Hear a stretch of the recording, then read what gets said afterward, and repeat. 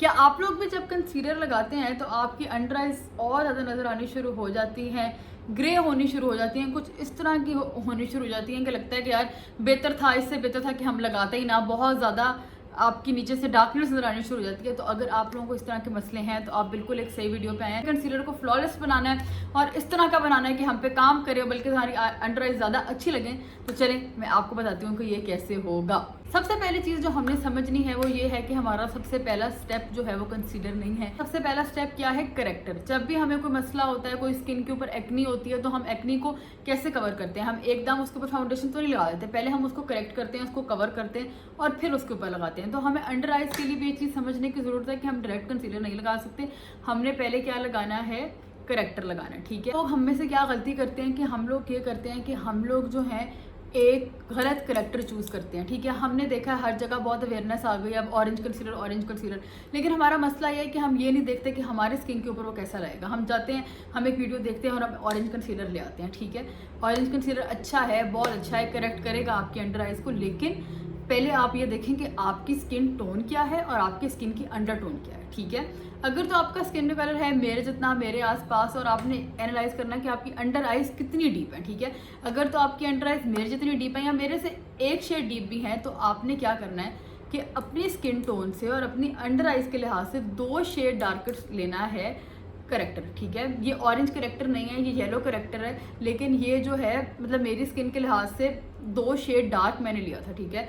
और ये है क्रायोलॉन का D41, इसे कहते हैं डर्मा कलर। ठीक है। तो ये मैंने कोई 2 साल पहले लिया था और ये बहुत देर चल जाता है। ठीक है। इस तरह की पॉट आपने लेनी है। हाँ, अगर आपकी स्किन डार्क है, आपने अंडरस्टैंड करना है अपने कलर को। अगर आपकी स्किन डार्क है तो फिर आपने ऑरेंज करेक्टर की तरफ ही जाना है, क्योंकि फिर ये आप पे काम नहीं करेगा, ये आपकी स्किन टोन के कलर का ही होगा। ठीक है। तो डार्क स्किन टोन वाले लोग ज़रूर ऑरेंज करेक्टर यूज़ करें, लेकिन अगर आपकी स्किन का टोन मेरे जैसा है या थोड़ा सा मतलब मेरे से कम लाइट है या थोड़ा सा डार्क है, ठीक है, तो आपके लिए परफेक्ट रहेगा। क्योंकि अगर हम जो है अगर ऑरेंज कंसीलर लगाएंगे ना, तो वो हमसे एक तो पूरा दिन ब्लेंड ही नहीं होगा और हमारी स्किन के ऊपर फिर उसके ऊपर बहुत ज़्यादा फाउंडेशन कवरेज देनी पड़ती है उसको ब्लेंड करने के लिए, वो बहुत बुरा लगता है और बहुत अननेचुरल लगता है। तो इसीलिए सबसे पहले चीज़ क्या है, आपने ये अंडरस्टैंड करना है कि आपने करेक्टर किस कलर का लेना है। ठीक है। करेक्टर आपका होगा इस कलर का, आपने ऑरेंज करेक्टर नहीं लेना अनटिल और अनलेस आपकी स्किन मेरे से डीप है, ज़्यादा डीप है। तो हमारा स्टेप क्या है कि हमने चीज़ को अप्लाई कैसे करना है। लगाने का तरीका बहुत से लोगों को नहीं आता। ठीक है। हमारी अंडर आइज ये नहीं होती सिर्फ, आप नोटिस करते होंगे कि हमारे यहाँ पे भी डार्कनेस होती है, यहाँ पे भी डार्कनेस होती है। अंडर आइज हमारी पूरे इस एरिया पे होती है। ठीक है। तो सबसे पहले आपने इस तरह इसको हाथ पे लेना है और यहाँ से लगाना शुरू करना है। ठीक है। और इसको आपने ब्लेंड नहीं करना। ठीक है। ब्लेंड बिल्कुल नहीं करना, आपने इसको स्टैम्प करना। ये है हमारा दूसरा स्टेप। आपने इसको बस ऊपर रख देना है, प्रोडक्ट को लगाते जाना है, जैसे स्टैम्प नहीं करते, लेकिन आपने इसको ब्लेंड नहीं करना। क्यों? क्योंकि जब हम किसी चीज़ को कैंसिल आउट करते हैं, जैसे हमारी स्किन के ऊपर एक पिंपल बन जाता है, उसको हम कैंसिल आउट करते हैं, उसके ऊपर प्रोडक्ट लगाते हैं और फिर फाउंडेशन लगाते हैं। तो जब आपने किसी चीज़ को कैंसिल आउट करना होता है तो आपने उसको ब्लेंड नहीं करना होता, आपने सिर्फ उसको एक कवरेज दे के कैंसिल करना होता है। ठीक है। अच्छी तरह थिक कवरेज देनी है, आपने लाइट कवरेज नहीं रखनी। अगर आप इसको लाइट कवरेज देंगे नजर आती रहेगी, कुछ कंसील होगा कुछ कंसील नहीं होगा, वो और बुरा लगेगा। आपने इसको एक थिक कवरेज देनी है। ठीक है। इसको आपने एटलीस्ट 2 से 3 मिनट इसको आपने बैठने देना है, प्रोडक्ट को सिंक होने देना है, कैंसिल आउट करने देना है, वरना उस चीज़ का फ़ायदा नहीं होगा। आपने अपने कंसीलर पे हाथ लगाना है और देखना है कि वो कितना % सूखा हुआ है। अगर आपका कंसीलर 70 से 80% तक सूख गया है, तो ये परफेक्ट टाइम है कि अब आपने अपना नेक्स्ट स्टेप करना है। थोड़ा सा हल्का सा उसके अंदर लिक्विड चीज़ आनी चाहिए, हल्का सा आपको हाथ लगाने पे फील होना चाहिए कि वो गीला है, क्योंकि हमने अब इसको करना है सेट। ठीक है। तो सेट हमने कैसे करना है, हमने लेना है कोई भी पाउडर। मैं यहाँ पे रिवाज का यूज़ कर रही हूँ। कोशिश आपने ये करनी है कि वाइट बेस्ड ना हो, क्योंकि अगर आप वाइट बेस यूज़ करेंगे तो आपके अंडर आइज और ज़्यादा प्रोमिनेंट होंगे। येलो बेस्ड हो ताकि वो उसको कैंसिल करे, जैसे ये है। ठीक है। ये हल्का सा इस पर लेके फिर हाथ के बैक पे अच्छी तरह आपने इसको उड़ा देना है। फ़ायदा क्या लगाने का, इसको बिल्कुल इसकी सटल सी कवरेज लेनी है, यानी कि बिल्कुल जब हल्का रह जाएगा, ज़्यादा पाउडर ही नहीं करना। अगर हम बहुत ज़्यादा पाउडर नीचे लगा देंगे तो नेक्स्ट प्रोडक्ट बिल्डअप नहीं होगा। ठीक है। तो बिल्कुल हल्का सा लेके, आधा मैंने डस्ट ऑफ भी कर दिया, ऐसे हम अपनी अंडर आई पे लगाएंगे। अब हम इसको लगाएंगे क्यों, फ़ायदा क्या है इस चीज़ का? इस चीज़ का फ़ायदा ये है कि अब इसके ऊपर जो हमने नेक्स्ट प्रोडक्ट लगाना है, यानी कि जो कंसीलर हमने लगाना है, जो हमारा फोर्थ स्टेप है, वो इसको डिस्टर्ब ना करे। अगर मैं इसके ऊपर डायरेक्ट कंसीलर लगा लेती तो वो दोनों आपस में मिक्स हो जाने थे, करेक्टर और कंसीलर, और वो कोई और ही शेड बन जाना था। इसीलिए ताकि हमारा करेक्टर एक जगह पे सेट हो जाए और हमारा जो कंसीलर अब आगे इसके ऊपर लेयर अप होगा वो इसको ख़राब ना करे, तो हमारे लिए बहुत इंपॉर्टेंट है थर्ड स्टेप हमारा क्या है कि हम इसको सेट कर लें। और यहाँ से भी सेट करना ज़रूरी है क्योंकि मैंने आपको कहा था अंडर आइज यहाँ से शुरू होती हैं, तो हमने यहाँ पूरा किया। ठीक है, अपने चौथे स्टेप की तरफ। चौथा स्टेप हमारा है कंसीलर। ठीक है, एक दफ़ा हमने अच्छी तरह लगा लिया, करेक्ट कर लिया, हमने करेक्टर को सेट कर लिया। चौथा स्टेप हमारे पास क्या आता है, कंसीलर। अच्छा, कंसीलर के अंदर भी अब आपने ये नहीं करना जैसे मैंने उस वक्त आप किया था, ज़्यादातर लोग हम लोग ये करते हैं, हम उठाए कंसीलर लगा लेते हैं। ठीक है, कंसीलर के अंदर भी बहुत ज़रूरी है आप ये अंडरस्टैंड करें कि आपके कंसीलर का कलर क्या है। ठीक है, अब ये जैसे कंसीलर है, ये है जी आइवरी।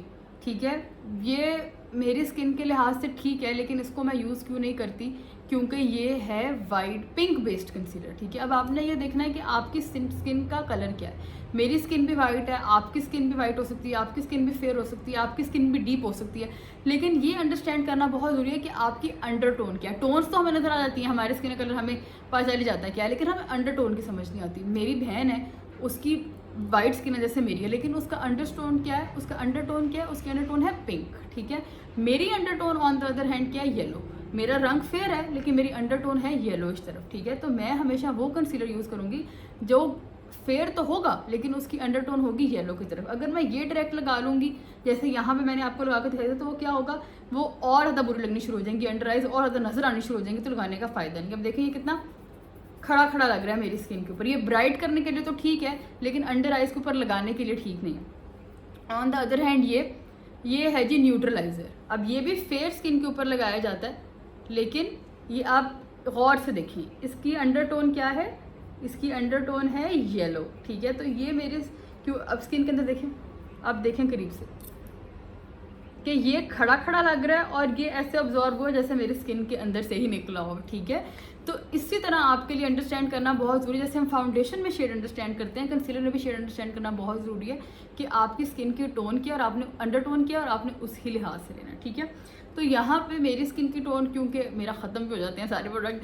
मेरी स्किन की टोन है, मेरी येलोइश टोन है, तो मैं क्या यूज़ करूँगी, न्यूट्रलाइज़र। और अगर आपकी पिंकिश टोन है तो आप ये एज रिवाइंड यूज़ कर सकते हैं। मेबलिन का काफ़ी अच्छा कंसीलर है, मेरा फेवरेट है, आप यूज़ कर सकते हैं इसका आइवरी शेड। ठीक है, करना भी हमने यहाँ से शुरू किया था, तो कंसील भी हमने यहाँ से ही शुरू करना।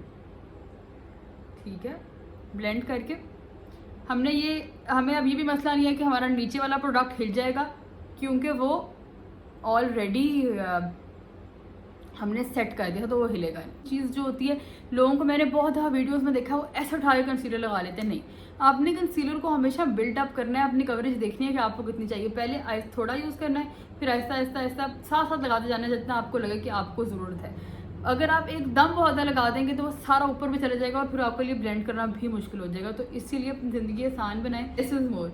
जितना आप कम लगाएंगे उतना ज़्यादा अच्छा है। ठीक है, उसके बाद आप ब्यूटी ब्लेंडर से इसको आप ब्लेंड कर लें।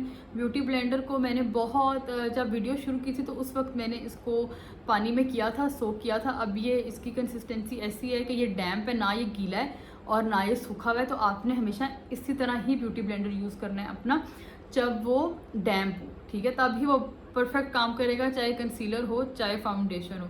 अगर वो गीला होगा तो सारा प्रोडक्ट ऑब्जॉर्व कर लेगा, अगर वो बहुत ड्राई होगा तो आपकी स्किन को सही तरह प्रोडक्ट लगेगा नहीं। ये देखें कितनी अच्छी तरह, अगर मैं फाउंडेशन लगाऊँ तो कितनी अच्छी तरह से लगेगी, क्योंकि ये बिल्कुल परफेक्ट हुआ है इस वक्त। ठीक है, ये भी एक आपको लगा टिप मिल गई। एक आखिरी पांचवा स्टेप क्या है, अगर आप चाहें, आपको लग रहा होगा यार ठीक है इससे मेरी अंडर आइज तो कवर हो गई है लेकिन मेरा फेस थोड़ा सा डर लग रहा है, तो यही वाला कंसीलर जो ब्राइट वाला है ये लेके आपने, अब हम क्या कर रहे हैं, कंसीलिंग नहीं कर रहे, अब हम हाईलाइटिंग कर रहे हैं। ठीक है, थोड़ा सा यहाँ पे लेके, जैसे हाइलाइटर नहीं लगाते, ये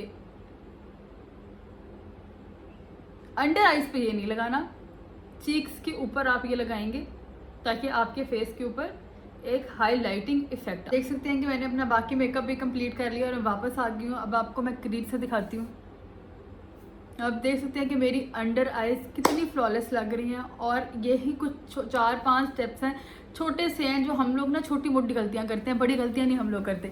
अब हम लोग के पास इतनी इन्फॉर्मेशन है कि हम चीज़ें देखते हैं, उनको अडेप्ट करते हैं, लेकिन छोटे मोटे टिप्स एंड ट्रिक्स हैं जहाँ पे हमारे साथ थोड़ी सी गलतियाँ हो जाती हैं, ठीक है। तो फॉलो करेंगे तो आपकी अंडर आइज़ बहुत फ्लॉलेस लगेंगी और नो मोर ग्रे अंडर आइज़ लगेंगी। ऐसे नहीं लगेगा कि ऊपर प्रोडक्ट फेंका हुआ है, बल्कि आपका ऐसे लगेगा जैसे आपका फ्लॉलेसली ब्लेंड हुआ अगर आपकी अंडर आइज़ हैं ही नहीं। सब एक बात जाने से पहले जो मैं आपको करूँगी कि अंडर आइज सबकी होती है नेचुरल, मेरी भी बहुत ज़्यादा है। इस चीज़ के ऊपर कभी भी अपने आप को सेल्फ डाउट में नहीं लेके जाना, कॉम्प्लेक्स में नहीं लेके जाना।